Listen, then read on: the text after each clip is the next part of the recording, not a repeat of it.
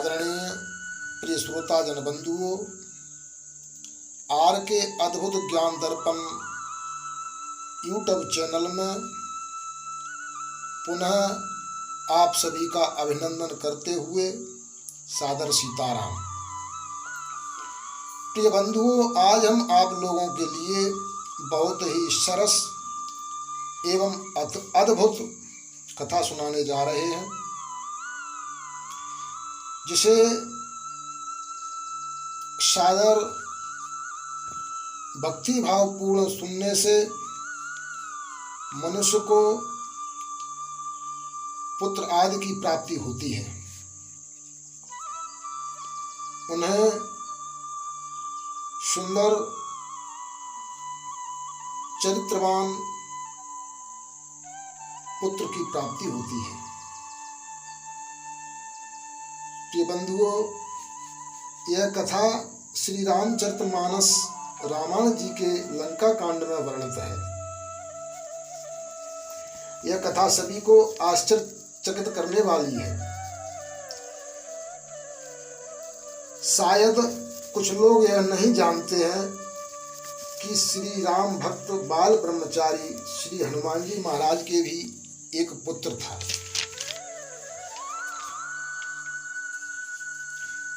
जिसका नाम था मकरध्वज। प्रिय श्रोता जन बंधुओं, इसमें आश्चर्य की बात यह है कि जिसने अपने जीवन में कभी भी स्त्री का संग न किया हो तथा जो आजीवन बाल ब्रह्मचारी हो, उसके पुत्र कैसे हो सकता है? यह तो बहुत ही असंभव बात है। प्रिय बंधुओं, परंतु उस परमपिता परमात्मा की योग माया बहुत ही अद्भुत और विचित्र है,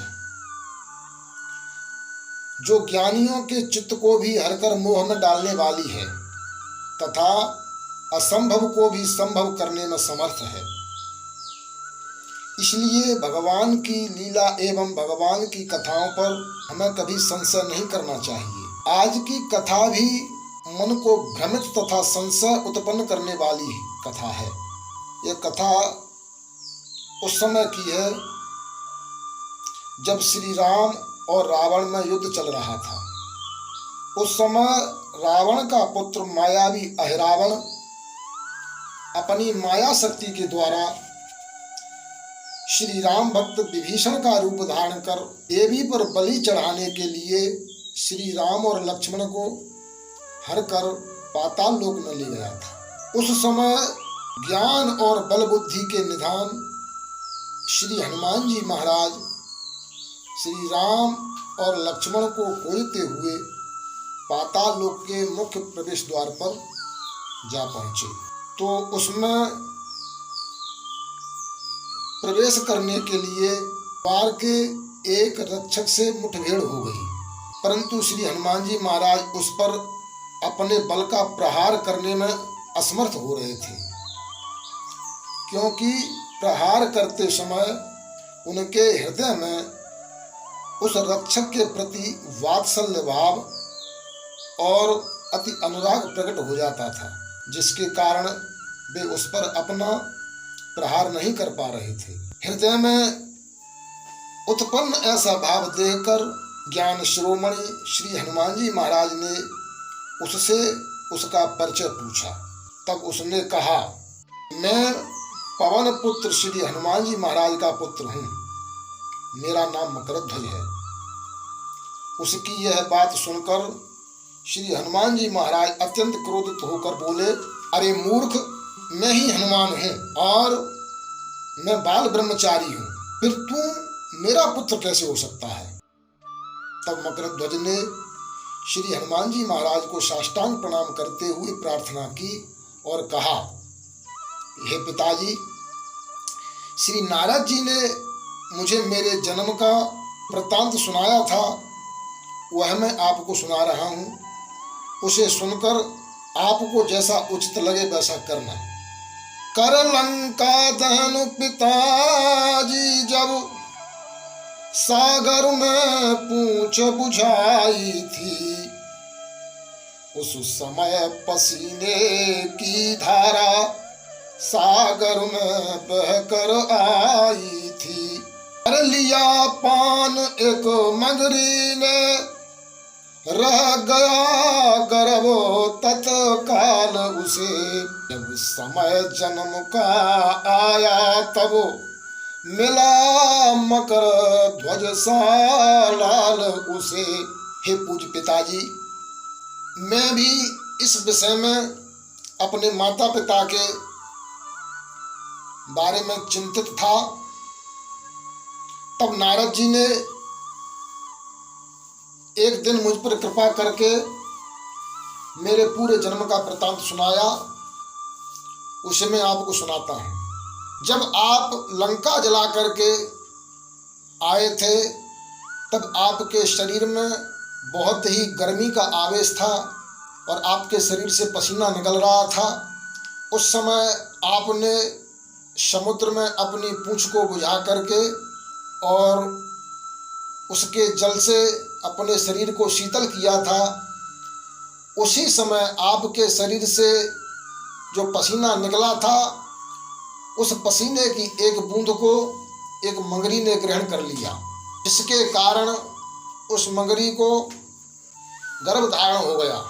कुछ समय पश्चात कुछ मछुआरे मछली पकड़ने के लिए समुद्र में आए। उसमें मेरी माँ भी उनके जाल में फंस गई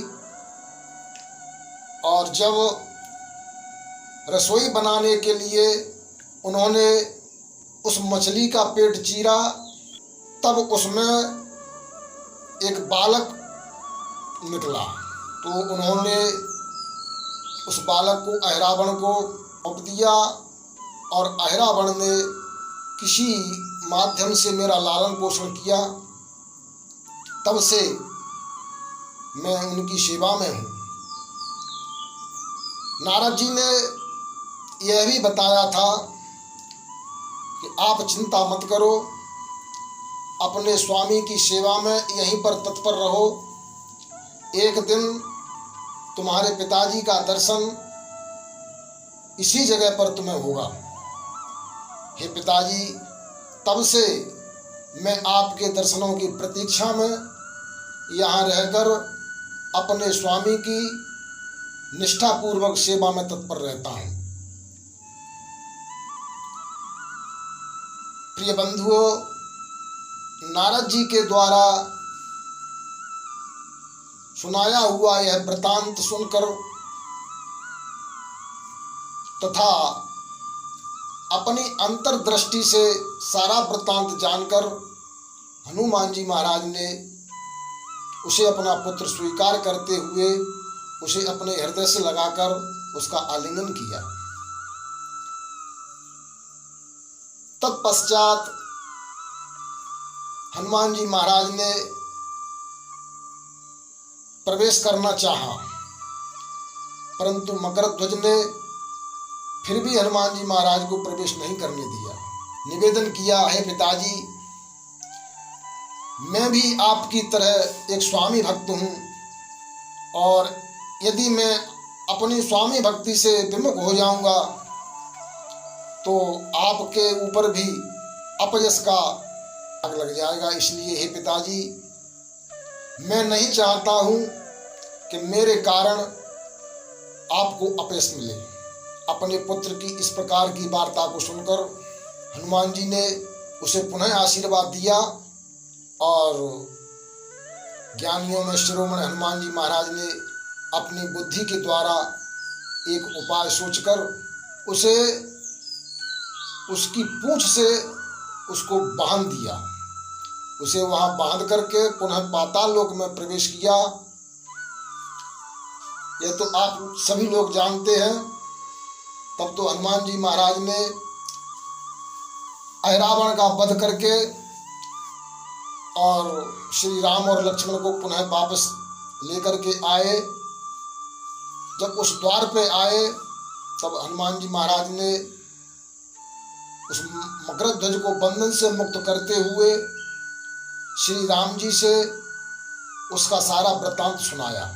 इस प्रकार से सारा वृत्तांत सुन करके श्री राम जी ने मकरध्वज को पाताल लोक का राजा बनाकर उसका राज्य अभिषेक कर दिया। प्रिय बंधुओं, यह थी महावीर श्री हनुमान जी के पुत्र जन्म की कथा। यदि हमारी यह कथा आप लोगों को पसंद आई हो तो हमारी इस वीडियो को लाइक करें तथा चैनल को सब्सक्राइब करें, बेल आइकन को क्लिक अवश्य करें ताकि हमारे द्वारा बनाई गई इसी प्रकार की कथाएं यूट्यूब आपको भेज सके। यदि आप लोग हनुमान जी महाराज के सच्चे भक्त हैं तो कमेंट में जय श्री राम, जय हनुमान अवश्य लिखें तथा अपने सुझाव भी लिख सकते हैं। जय श्री राम, जय हनुमान।